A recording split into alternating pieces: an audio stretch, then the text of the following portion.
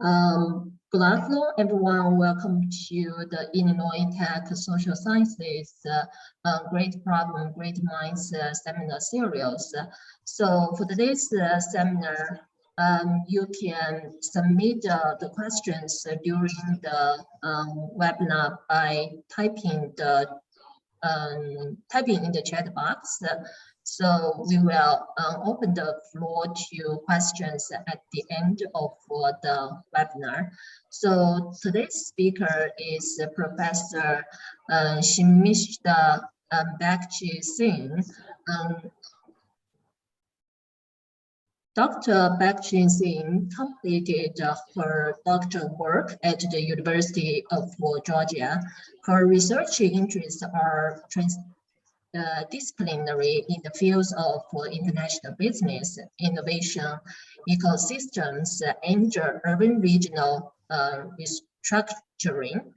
In international business, she had worked on the spatial and the temporal dynamics of foreign direct investment, internationalization of pharmaceutical companies, and the importance of collaboration in innovation in the bioeconomy. She was one of the first group of visiting faculty members at the School of Business Economics and Law at Goldberg University, Sweden.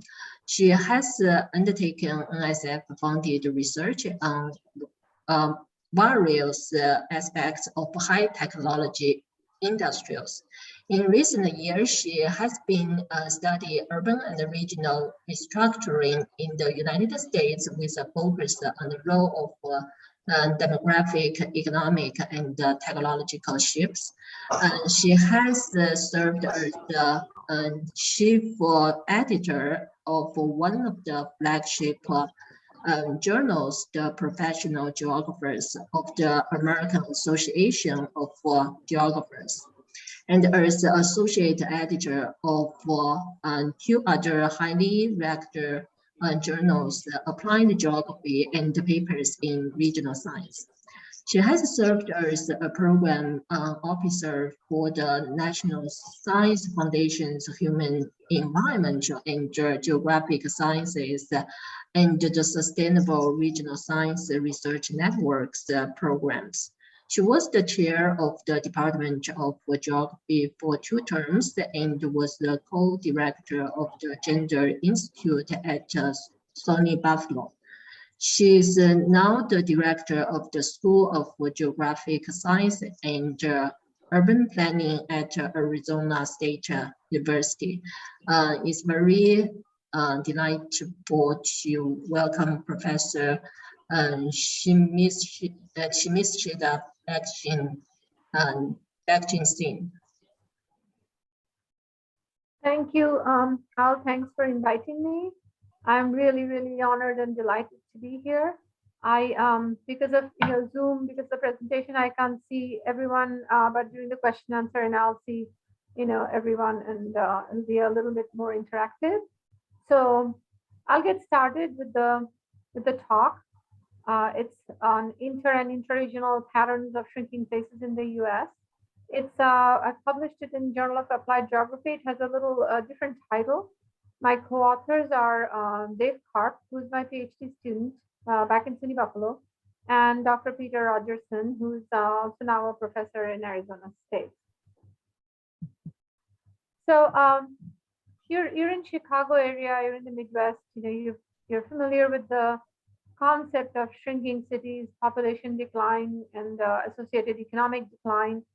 So it's a topic that's been studied for, I would say, last 10, 20 years in geography and in planning, and looks at not just the US, but places around the globe, and looking at what happens to economic fortunes within these places that lose population, and what kind of urban policy can be developed to assist with these places. So as geographers and urban planners, we are interested in that kind of differentiation within a city, within a region, and then how can we inform policy and again, come up with policy to help these regions.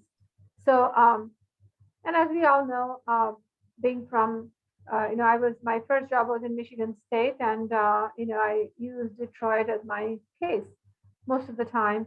As we know that shrinking cities, when we think of shrinking cities in the U.S., we immediately think of Detroit and the Rust Belt, Buffalo, Pittsburgh, not Pittsburgh as much, but Youngstown and other Ohio towns, and East Central Appalachian regions. But what when we start looking at the data, what we realize that this pattern is not really as uniform or clear cut as as we think it is. So there's a lot of complexity within these shrinking areas. So what I started doing several years back is start looking at these shrinking places to see what kind of heterogeneity exists. And is population loss always leading to a complete economic spiral down and cannot be reversed? So, and where are the places where the economic decline is not as bad, and what are the reasons for that? Now, these questions are kind of complicated, and I can't give you all the answers today, but I'll share a little bit of what I have found and where I'm headed with this research. So I won't get into detailed literature review. The paper has a lot of literature, but the literature comes from Europe, and the literature also comes from the US, mostly planning, and also Canada. So, but like I said, shrinking is not just in these countries. We have it in Japan, in China, all over. So with that, let me move to the purpose. So the goals are to examine the internal heterogeneity of places experiencing population loss. So, kind of go back and forth between shrinkage and population decline. So I'm not using the strict definition of shrinkage as used by Burgard and other planners, mainly looking at population decline. So that's the first goal, is to look at the internal heterogeneity. The second goal is to provide a taxonomy to understand the complexity, surrounding population decline. And so what we're doing is we're taking a whole bunch of relevant variables, demographic, socioeconomic, and built environment for the time being, and coming up with clusters of census tracts. Okay, so the census tracts are the declining tracts, a subset of declining tracts. So we're capturing, patterns of the subset of declining tracts. And then we're taking the census tracts and taking a further subset that belong to CBSAs, which are 250,000 or more, and then looking at the clustering within the CBSA. Okay, so data, I'm not going to go too much into detail on the data, but I can answer questions, on the data analysis. So the main variables are demographic, economic, and housing. It's coming from the census. So those are the areas, categories we are familiar with.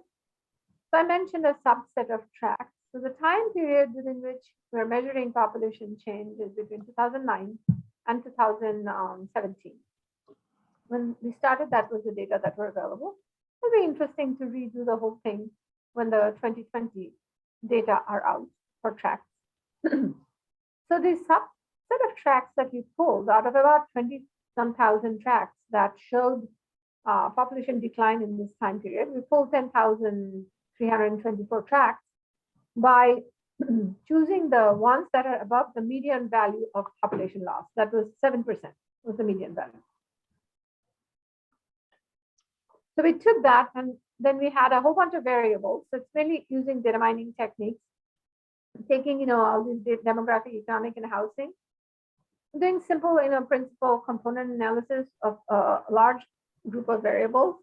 We took the factor scores and used a clustering technique to come up with, ideally, I think we saw 7 clusters. So we pulled 7 clusters. And then out of the 10,384 tracks, we had to eliminate some and pulled about 7,495 tracks for the CBSA clustering.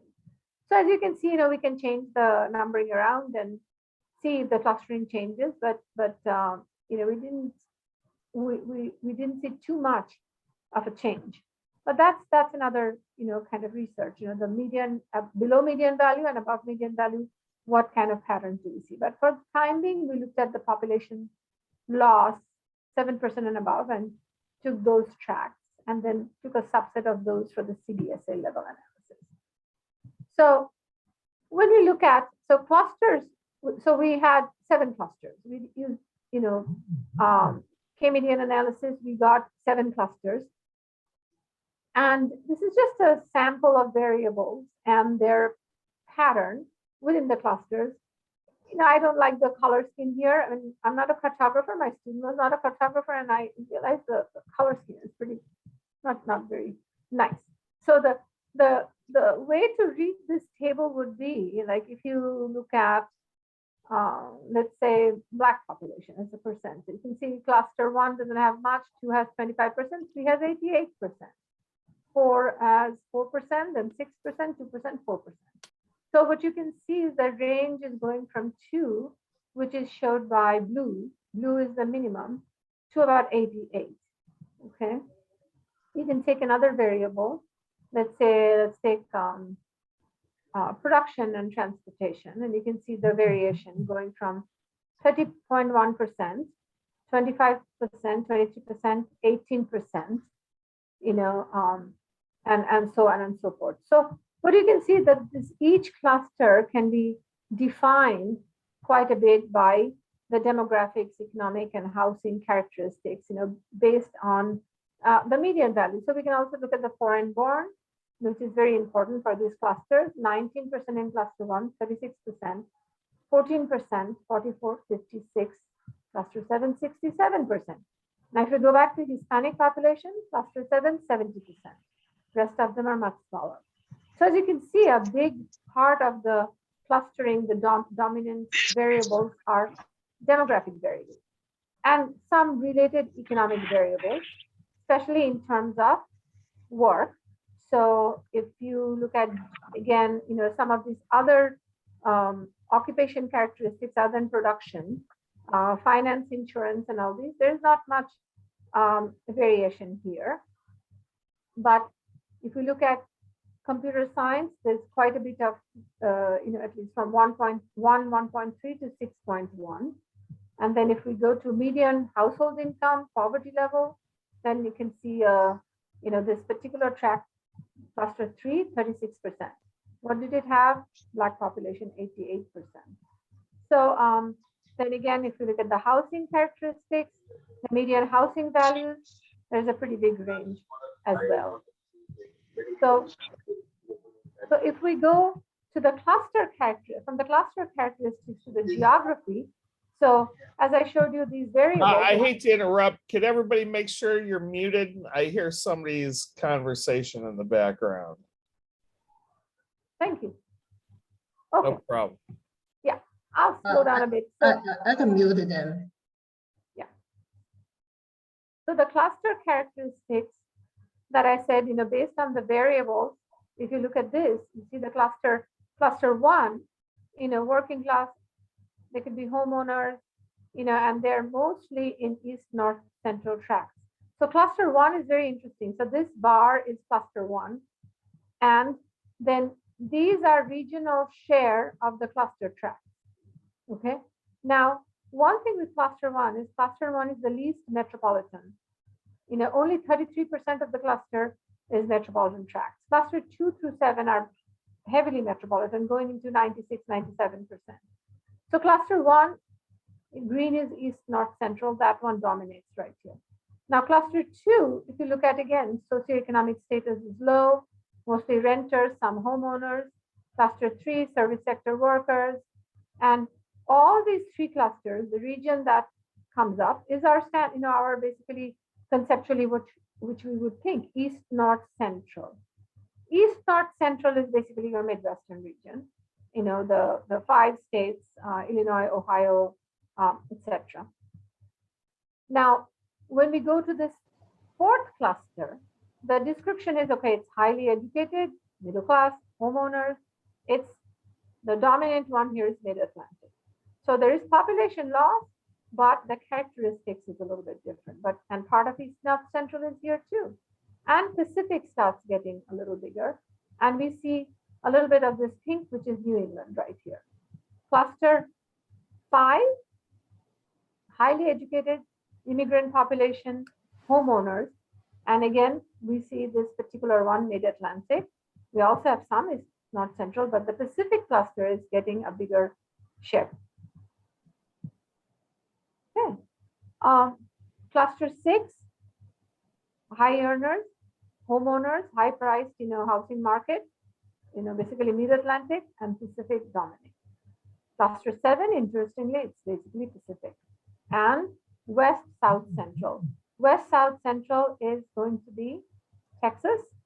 I don't want to say anything wrong, but it's going to be that particular area. West South Central is going to be Texas, Oklahoma, Arkansas, Louisiana. I think it's West South Central. So here we give you some regional patterns, and then extracting the CBSA. What we did was we mapped the CBSs, and the color coding is the dominant cluster. So where is cluster 1 dominating? Where is cluster 2 dominating? Where is 3, 4, 5, 6, 7? Like I said, the color coding is not that great, but it kind of shows us very quickly where these places are. And the interesting one, if you look at 5, only 4 areas show up: San Francisco, Austin, Ann Arbor, and Boston. And I don't have to say why. It's high tech. It's very information services and high tech oriented region. If you look at pink, working class homeowners, it's all over here. It's Appalachia right here. You can see quite a bit. Dark blue, low socioeconomic status, renters and could be homeowners, big part of California, Texas, and also Florida. Green is highly educated middle class. It's mainly suburban population you're looking at right here. It's kind of scattered all over. But remember, the tracts are showing population loss, right? Then number 6, red, high earners, parts of California. This is where Tucson and here all the, not too many, but right here, of course, California, Arizona, and you have other places hidden somewhere right here. Blue is immigrants, low skilled service and workers, and you have them right again. Okay. And dark blue, low socioeconomic status, that's a little different. Here's Boise, and some other places right in the middle, and a few scattered here and a lot in the south. So a slightly different pattern pops up compared to what we were seeing here, a little more detail when we go from regions to the metropolitan area. So next, what we did was we took the metropolitan areas and we looked for cluster diversity. So which metropolitan areas have more diversity? We took the 7 clusters and calculated a relative entropy index. And so we go from low diversity to high diversity. So the metropolitan areas of this kind of Midwest, Northeast, South, and part of, Southwest, we see high levels of diversity. That means a lot of different clusters. So these are tracts with population loss, but different characteristics, in these metro areas. Interestingly, if you look at the low diversity, it's dominating, right here in California, and parts of the mountain states, and part of Texas, and also right here, in the Carolinas and a little bit here. So this relative entropy is just looking at, what combination of clusters do you have in the metropolitan area. The third level analysis is experimental, or exploratory, not experimental, mainly exploratory, because it's kind of hard to take that data and without overlaying other information, it's kind of difficult to explain. It's about it because it has its urban form, population, its history, current changes, everything comes into play. So I'll go over this a little bit slowly. So we had all the CDSs in the US, right, with their picture of their clusters within the CDSs. So when we blew it up, we're kind of trying to make a judgment of, okay, how do we try and understand this pattern within the metropolitan area? So very exploratory, we came up with 4 categories: diversity of clusters, really, high level of shrinkage and what's happening there internally, metropolitan areas that have a lot of shrinking tracts. What is their spatial distribution? Not that many shrinking tracts, more spatially concentrated patterns. So again, let's go over the 7 clusters. We have the working class homeowners, which is pink. As you see, that's our fundamental conceptualization, right? Shrinking places are Midwestern and they lose population. It's working class, industry has left, they're homeowners, but the home values have gone down, et cetera, et cetera. So as you see, there's a lot of pink in this picture. If you just take a, quick look, a lot of pink, and a lot of pink right here, a lot of pink again in this place. And you look at the states, I don't have to go much into detail when you look at the states. Second one, the dark blue, low socioeconomic status, renters and homeowners. And that's, Atlanta, Southern Atlanta. If you look at this, Southern Atlanta is near the, airport region. Atlanta is highly segregated. So you see right here. Kansas City, you see right here. So the dark blue, it's there in, almost all places, but probably Kansas City and Atlanta, we see quite a bit. And then of course in Tucson right here, we see. Orange, service sector worker in vacant, undervalued neighborhood. We definitely see right here in Atlanta and other places.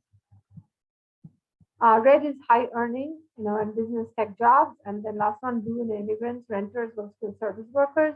So in Tucson, that is very clear. And again, Atlanta, it's pretty clear. Kansas City, Detroit, of course, is going to be very, very complex. And you can see there's a lot of orange here in Detroit, and then there's blue is there too. So anyway, these 4 panels are basically saying, okay, we are pulling out metropolitan areas that have a lot of diversity, and we just took the one with the highest amount of diversity, Kansas City. Couldn't have predicted Atlanta, Orlando, Florida. And the structure, of course, is based on how the urban tracts are, how the urban form basically dictates. But that's the distribution. Then we look at places with metropolitan shrinkage. Who has shrunk the most? Flint, Youngstown, Detroit. You're not surprised. What is the pattern there? Lots of things. Lots of things. So of course, Youngstown is at the top in terms of urban policy about right sizing and really accepting that, okay, shrinkage is here to stay. What do you do? And Detroit, of course, if you look at the pattern in Detroit.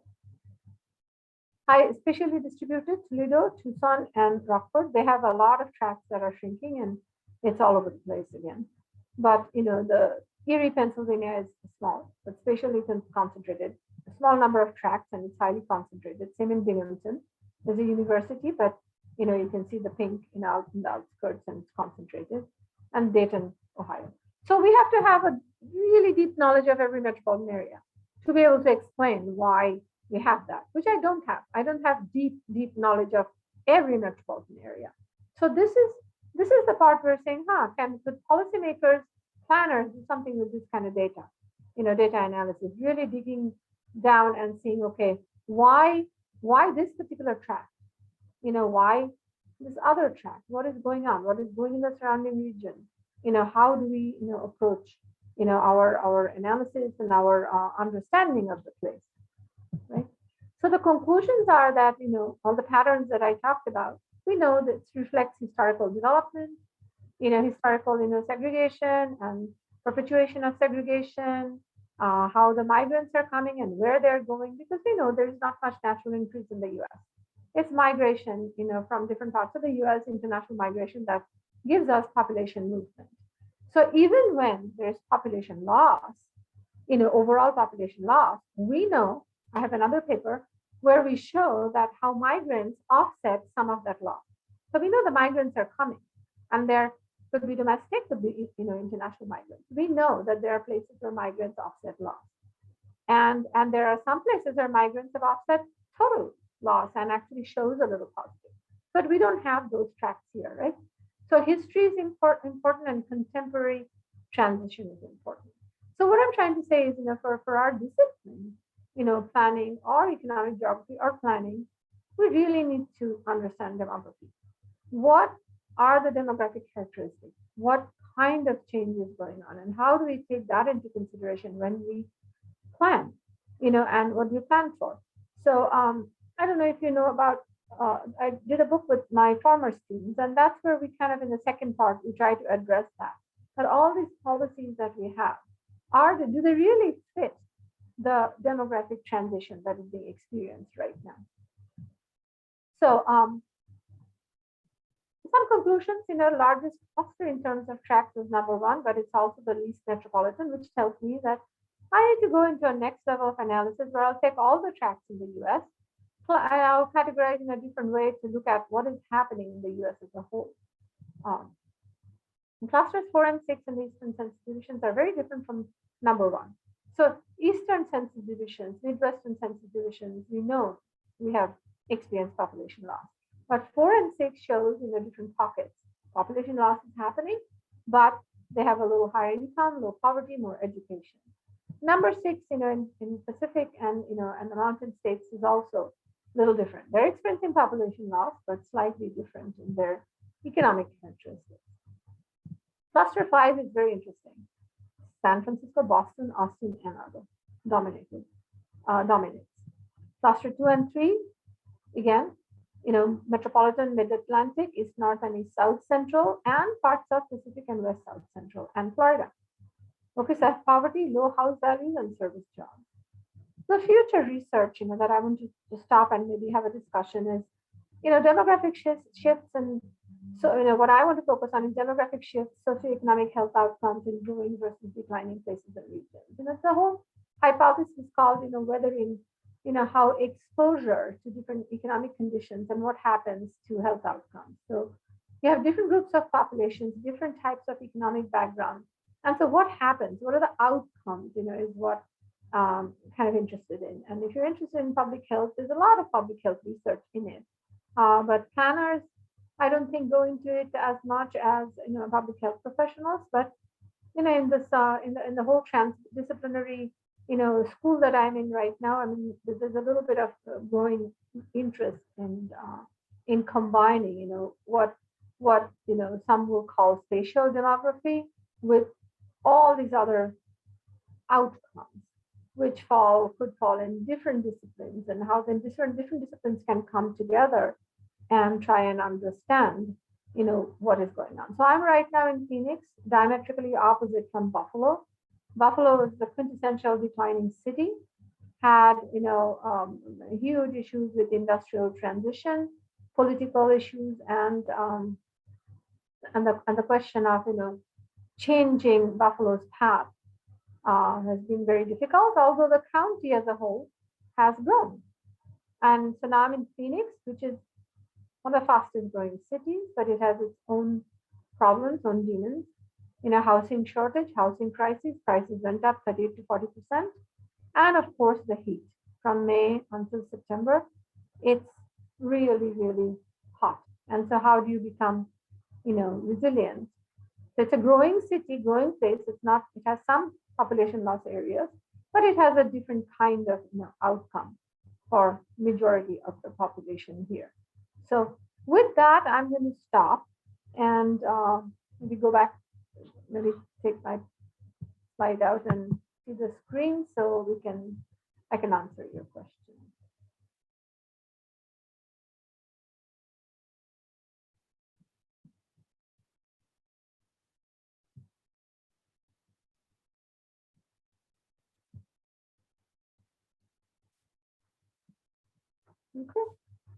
Okay. Thank you, Professor Sharmistha Bagchi-Sen, very interesting talk about how actually for these population decline clusters are different and how can be classified into different groups as different as topology systems. So now we open to the question to see if we have some questions. Okay. So I have the question is, so I'm wondering, like, for these different clusters, so how actually is different related to the reasons behind this shrinking, such as like deindustrialization, suburbanization, and the demographic change. I mean, for each cluster, it's combined of these different reasons, or it's some cluster actually dominates than other cluster for certain reasons. Right. I mean, that's a very good question, and that's the, that's why I said the history is very important. Like going to each place and trying to understand for these clusters, for each track, what is it the natural increase? That unfortunately, let me step back. Unfortunately, when we look at population demographic data, it's all county level. For tract level, it's hard to say whether it's natural increase versus migration, because we don't migration flow data and natural increase data, those are hard to combine. So population loss in the US, yes, definitely we don't have much natural increase, and there is also, you can say that in the Midwest and other places people are moving out. Now in other places, what's also happening is there's a lot of movement within the metro area, right? People move from one tract to another tract. And other places could be aging population, and there's just decline. People are living or moving out. So that's a very good question. Like what is behind the the patterns? But here, remember, we have a whole bunch of variables: the demographic and economic and housing variables. Okay. Yeah. So I think one is comments. It's said, I really like the data mining techniques used for data connection in this research. So yeah, thanks. This is kind of, you can run experiments, right? If you have the codes, you can take the census data, you can take different chunks and run with different types of combinations to see how stable these clusters are. And at the micro level, maybe there'll be some change, but I think overall you see quite a bit of stability. Maybe decade to decade there'll be change, but that's what the point is. If we have the technology, we have the data, how do we use it for decision making? That's what I'm interested in. So another question I have is, how actually for this topology system can be applied in international context, since shrinkage is a global issues, not only just happen in the United States. Yeah, internationally, kind of hard for me to comment because I don't know the type of data you can get, but conceptually, I think it can be asked for international context. And there's a lot of research out of Germany and Europe, about slow cities. How if you're in urban planning, slow cities means where population is losing population. Population is not going to come back. There's no natural increase. So how do you preserve the history and continuity of those places? So internationally, conceptually, I think it's important to see, what's going on depending on the data. Now, EU has a lot of data. Other countries, have their own census, but the granularity of the data is very important. We don't have as much as I would like to have in the US. Europe has more. There is less restriction in giving out information. Like if we could go down to block level, but at block level, we won't get so much detail. So, and like I said, with a lot of demographic data, even if you look at the IRS data, beyond 2011, we can't use a lot of the flow data because there's a lot of glitches in the system. So it's unfortunately very data dependent. Okay, given that this data yes, the chat question, absolutely. Yeah. Yeah, I think another question from Matt Shapiro. So it's given that these data are reflective of a single point in time, would it be worthwhile to examine changes in clusters over time? What challenges might you anticipate with regard to PCA? That's the second part is hard. It's definitely worthwhile to examine changes in time. What PCA changes, that'll be very interesting. Given if we use all the demographic variables that we have, maybe we won't see a lot of change because with the population, the race ethnicity variable is dominant, education is dominant, household condition is dominant.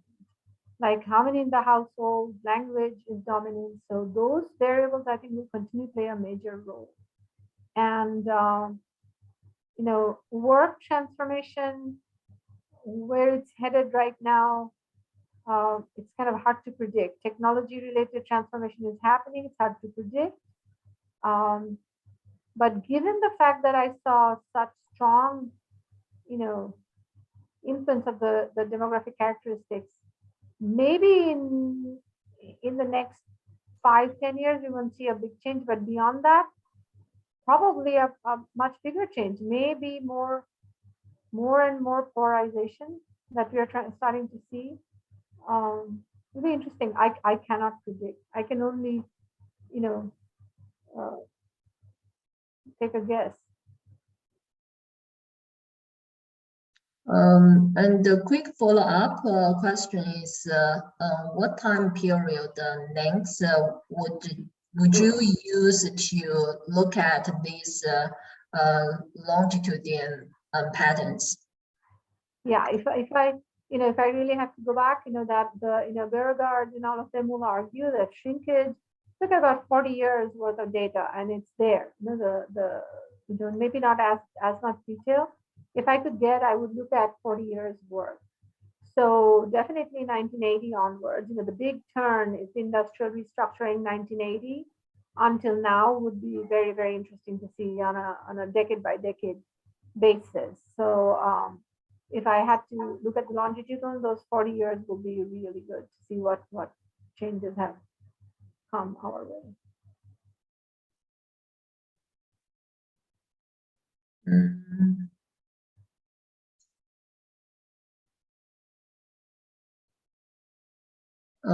Kevin Smith, the question is, I too was wondering about the changes across time, whether there are any interesting cases of towns successfully using policy to change the tractor they belong to.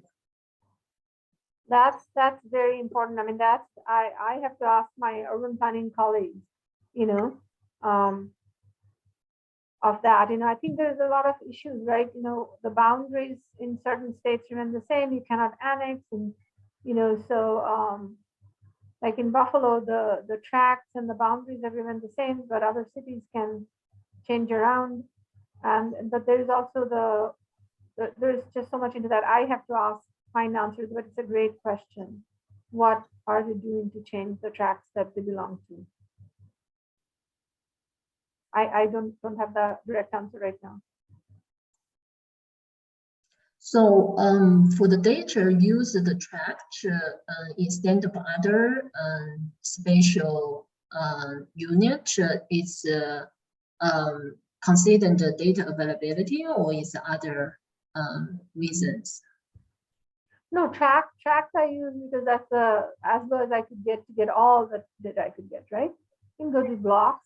County level, county can be used, but then, county spillover, like I said, Erie County level data won't give me the story, right? Erie County, where Buffalo belongs to, is doing well, but Buffalo City, we all know about, has been struggling, went down from 500,000 population in the mid-50s to 250,000 right now. And it's never going to go back. And even if I said, no, okay, we'll pump in 250,000 people right now in Buffalo, I think Buffalo will have serious issues. They won't be able to handle that, right? Because the issues would be totally different from 50 years back. There'll be schooling, immigrants coming from 20, 30 different backgrounds. How will Buffalo handle that in the school system? So, yeah, we can do county level. County level will give us, will give us another type of pattern. It's also interesting, but the tract is it brings you as close as you can to a little bit more of grounded, understanding of what's going on in the place. Block level would be good. If population data is available, to see block level just with the population would be interesting. I see.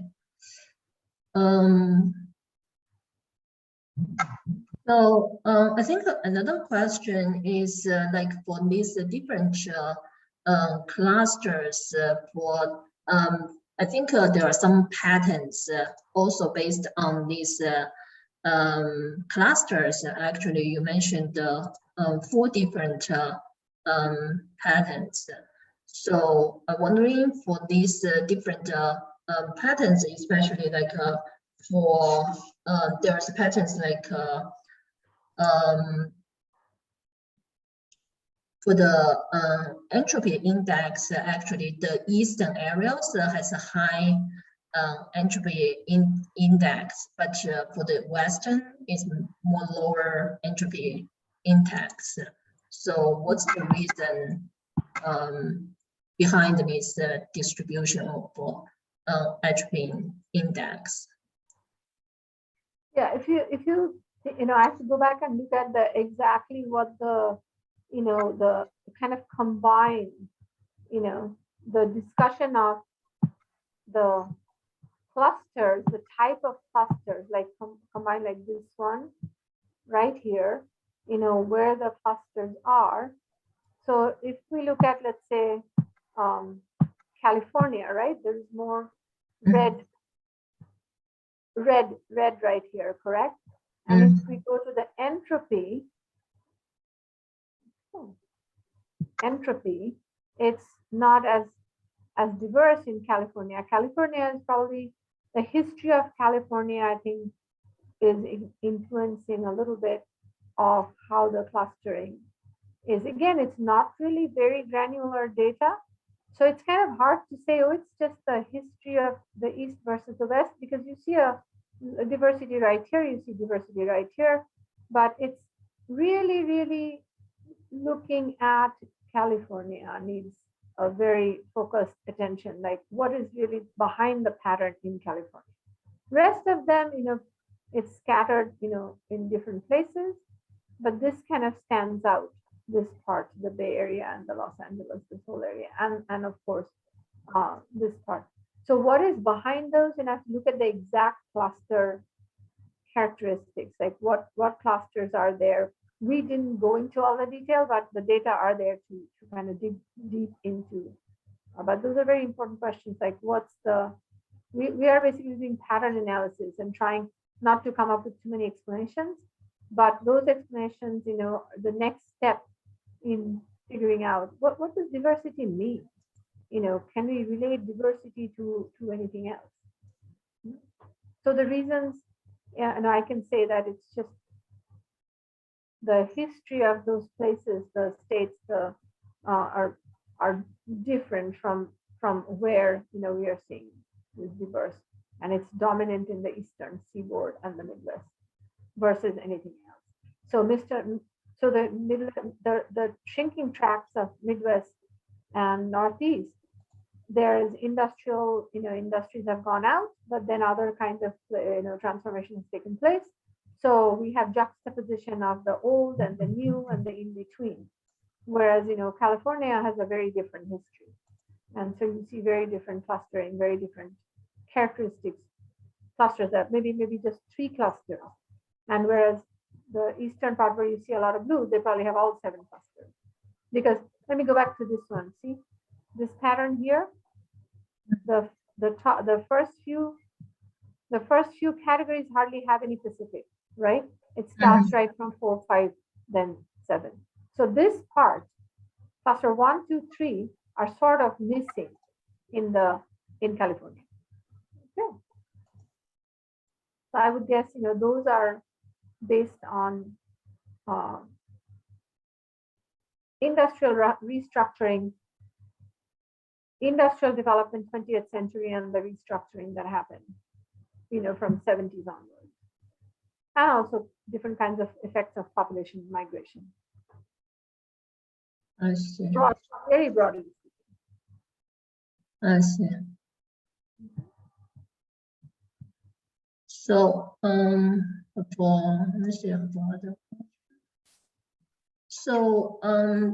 I'm wondering if for this, as you mentioned, since actually it's related to the historical trajectory, so I'm wondering if these clusters, these clusters is based on the variables, I think at least is demographic, economic, and the housing. So then it will be reasonable to integrate some historical variables, or will be affect the cluster differently. Right. Yeah, that's either incorporating the historical variables. I really wouldn't know how to incorporate the history in the clustering techniques. What will be interesting to see the present pattern, then kind of dig deep into the history to see, like what is, let's take Youngstown or Flint, Michigan, or even Erie or Binghamton. If we look at their history and to see what's going on, if some of the situations, some of the, I mentioned Youngstown, some of the policies or some of the plans that these towns are coming up with, or the money that is being spent, is that going in the right direction? As you know, like way back, there was a lot of effort in Flint to turn it around. They were coming up with museums, they were converting, jails and prisons to, tourism places, and thinking Flint's next best thing was tourism. Well, that didn't work out. Flint put a lot of money trying to be a tourism center, and and nothing worked. Flint is still Flint. We know all about the water crisis and what happened to Flint. So mainly looking at places like Flint or Youngstown or Buffalo or other places in along the Erie Canal in New York, we kind of know the history, right? Erie Canal died, and all the towns around the Erie Canal went down. But now, current planning and policies that are being put in place, are they going to address the difficulties that these places are facing? That's the question I think I'm interested in. I know more about New York than other places, so you can take all the towns along the Erie Canal. You can take all the towns in the southern tier. You can take towns in central New York. Then you can take the Hudson towns. Now the Hudson towns are doing better.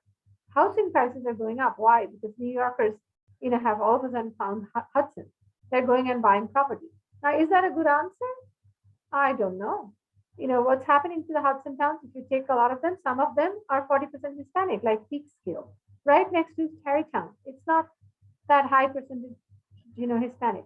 Now, the ones that are transforming, going more minority, what kind of economic futures do they have compared to the other towns? What investments are they getting? Are the local planners paying attention to that? That's what I'm focusing on. And I think that's where history plays a huge role. History and the current transformation, putting it together. So state by state, I think this kind of analysis will make more sense, for economic development. I hope. I mean, the data are there, and it's how we use it to look at it at a state by state level, town to metropolitan area. So I don't think I answered your question directly, but it'll be hard to incorporate history in a clustering techniques. We can look at 40 years worth of population change as history, or some other migration information. Okay. Yeah, Jeffrey, you raised your hand. Yeah, hi. This may be a dumb and a naive question, but No. if you look across the West, it's littered with ghost towns where towns popped up, they died. Is there a reason that we don't let the towns in the East just die and encourage people to move away? I mean, why did that work in the West and not in the East? Well, I don't know. We have always thought about that. Historically, if we go 4,000 years, right?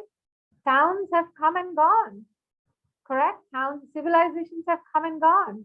And US is, fairly new. US is a newer country, right? And where we are headed is hard to say. Some would say just, and then it becomes political if you say that, right? Okay, let's just, why should we care about, a small town in central New York? Let it just go. But then it becomes political because you have, so I'll give you one answer. We tried to do that in the suburbs of Amherst, Buffalo, saying that, okay, this New York is funny. You have a village in a town in a city. So why don't we just combine jurisdictions and save money? No, everybody wants representation. I want to have a voice, and that makes sense, right? So that's why in the US, that kind of natural, we just ignore and we let that go. I don't think it's going to happen. The Western part, I think, is happened, when, I don't know US history that well. Like, we have to look at, when these states came into the Union. It happened before or after? If it happened after, who was really, what was happening to the town, right? What kind of representation did they have? Also, don't forget the Western part has bigger tracts, right? Huge tracts. The population size is low. In the East, I think it will be tough to say that. Politically, it's going to be political suicide for anybody to support that. I know from Buffalo. We cannot say, we have at least turned them from thinking that we're get away from growth-oriented policy. Focus pre-COVID, focus on, whatever we can do. We can't bring back Michigan Avenue. We can't bring back, the train station. Let's focus on pockets and see what we can do. And let's not think that, like Flint, all of a sudden tourists will start to come. That's not going to happen. And here's my question: tourists come to Niagara Falls, right? Why isn't Niagara Falls, New York, like Niagara Falls, Ontario? Now, is that a role model? No, not really. But they're making a little bit more money, probably. But I wouldn't criticize. I don't have all the data. But in recent years, Niagara Falls, listen, if you go to Niagara Falls now, it's very, very nice. It's not like, I like the way it was before. It's still nice and kind of more comfortable for tourists. So your question is a great question. Why not just let go? I think it's political. It will become a political issue. It's my town. Why would you let that go? I'll vote you out. That's the, I will not elect you then as my representative. So the western part of the US, like I said, will be interesting to see if it happened before it became, Arizona coming to the Union, before, after, Montana, which has a lot of ghost towns, right? Be interesting to see. Prospectors came and went, who No one took accountability. I say the same thing about New York. Prospectors came and went. Industries came and went. Which little town has, has resiliency and which one doesn't in New York?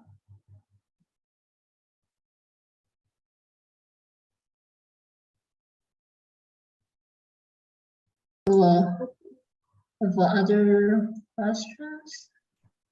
Okay, I think we have all the questions, and also time is already past our seminar time. So thank you so much for giving this very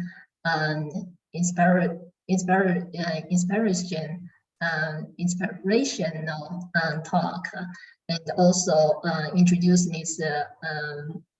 I think it's a very important methods to for the future works, to put a landmark for the future works to build on this work.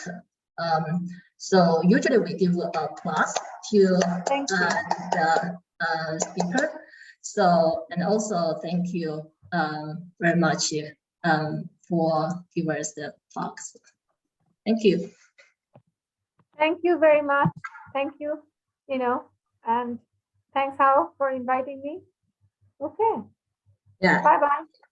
I will log out, okay? Okay. I have to figure